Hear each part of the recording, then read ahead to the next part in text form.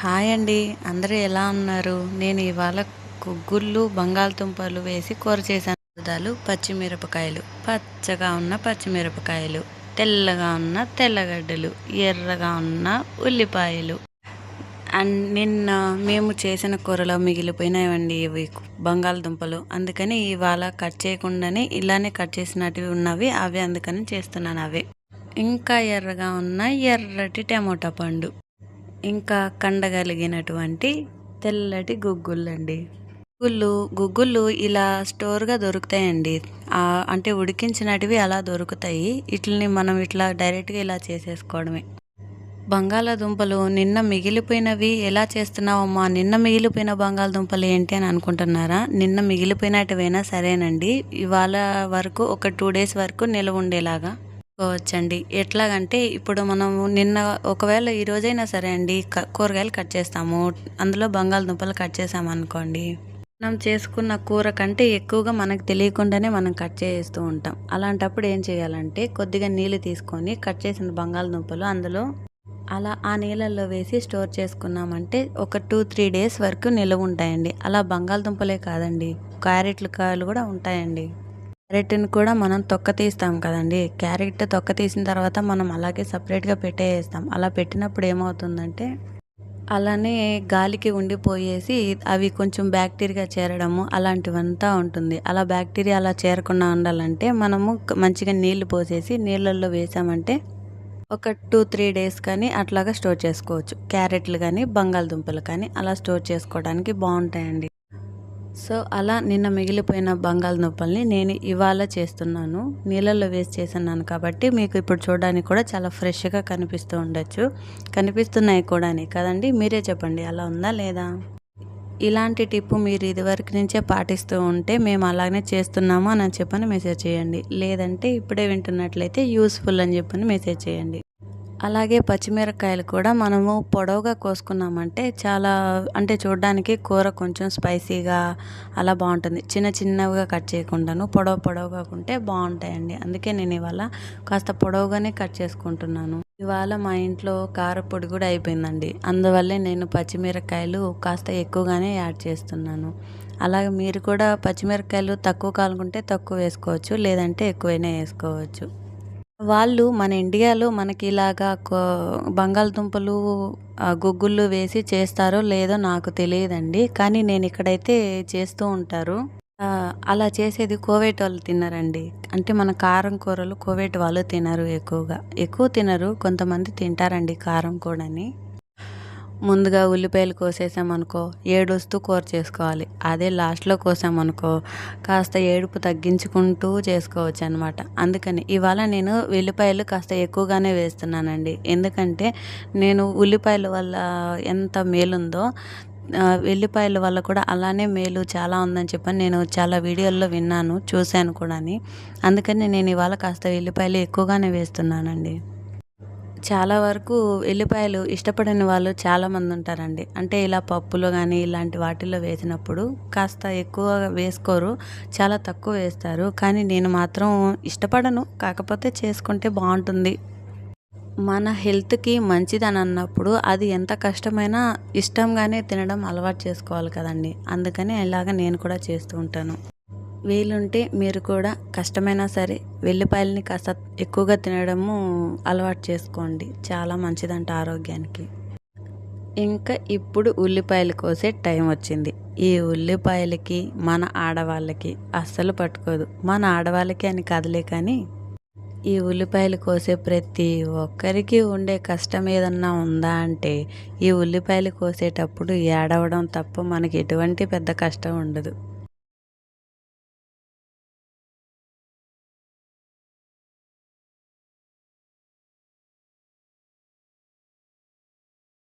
కానీ అది కూడా మన మంచికేనండోయ్. మనము మొగుళ్ళు కొట్టినప్పుడు, అరిచినప్పుడు, తిట్టినప్పుడు, మనం గొడవ పడినప్పుడు ఎటు ఏడవం కదా. అందుకని ఇలా రోజుకు ఒక్కసారైనా ఇలా వంటింట్లో ఉండి మనకు అవతల వాళ్ళకి తెలియకుండా మనం కవర్ చేసుకుంటూ ఏడవడం అయితే మన ఆరోగ్యానికి మంచిదే. తెలుసా మీకు ఆ విషయం? ఓకే. ఓకే. ఇప్పటికే చాలా ఆరోగ్య టిప్స్ చెప్పేసినట్టున్నాను కదండీ మీకు. సరే, ఇవాళ నేను మీకొక మ్యాజిక్ చూపించబోతున్నాను.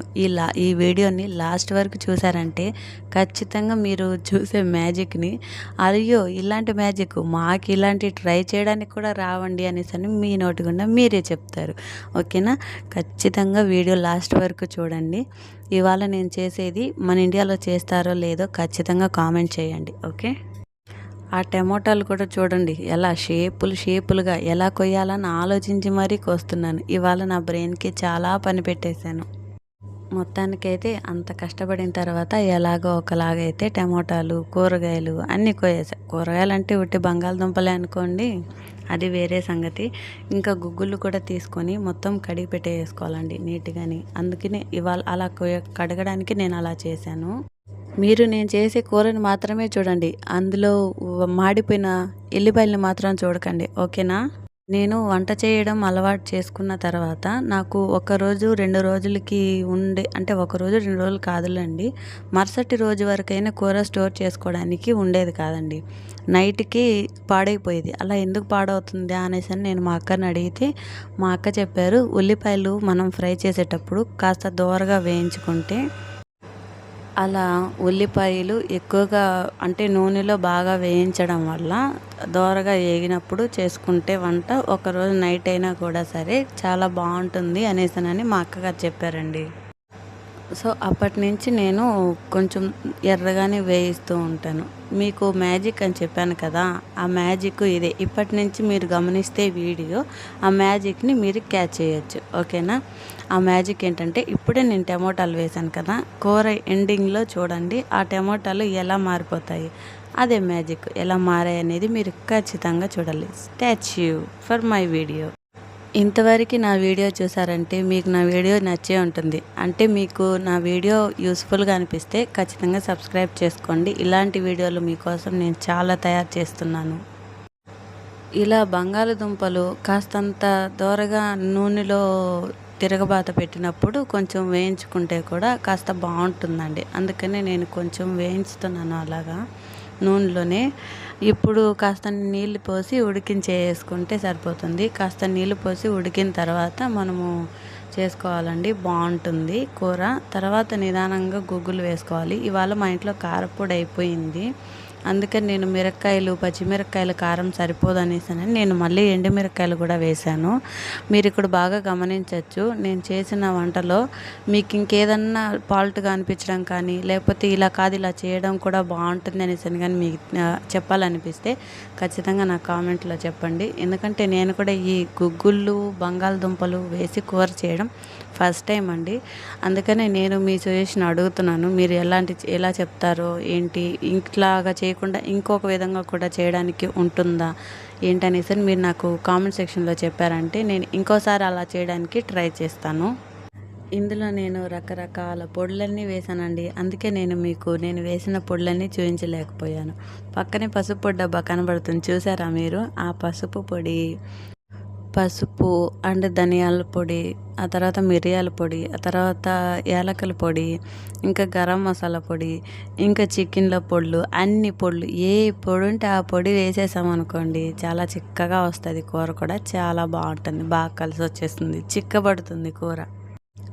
సరే, ఇంకా అలానే ఆ కూర కలబెట్టుకుంటూ ఉండకుండా సరే ఇప్పుడు ఇంకా గుగ్గుళ్ళు కూడా కొంచెం వాష్ చేసుకుందాము. ఇందాక అన్నీ వాష్ చేయడానికి నేను అలా ఒక్కొక్కటి అందులో వేసానండి. చూడండి చాలా చక్కగా వాష్ అయిపోయాయి. అందులో అవి కొంచెం ఉడికిపోయి ఉంటాయి కాబట్టి, సగం ఉడికిపోయి ఉంటాయి కాబట్టి దాన్ని మనం కూరలో వేసినప్పుడు ఎక్కువగా ఉడికించుకోకూడదు.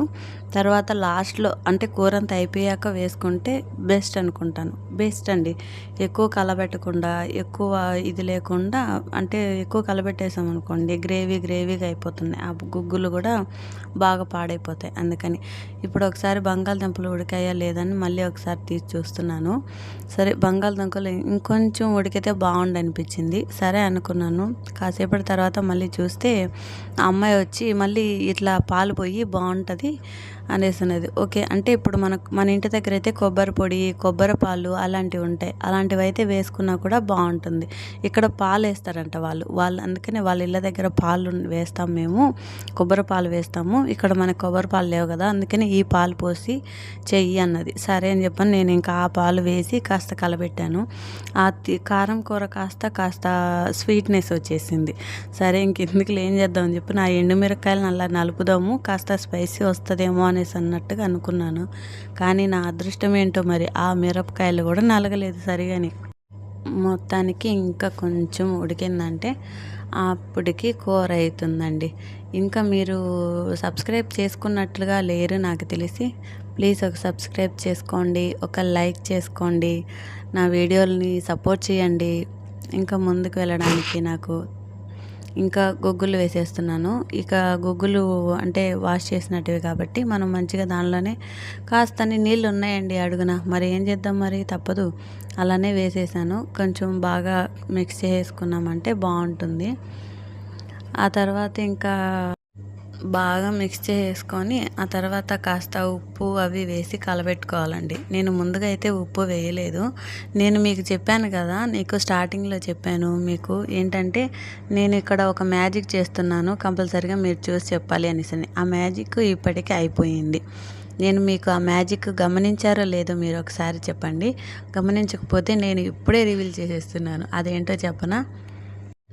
చూడండి, దీన్ని మ్యాజీ అంటారు కోవేట్లో.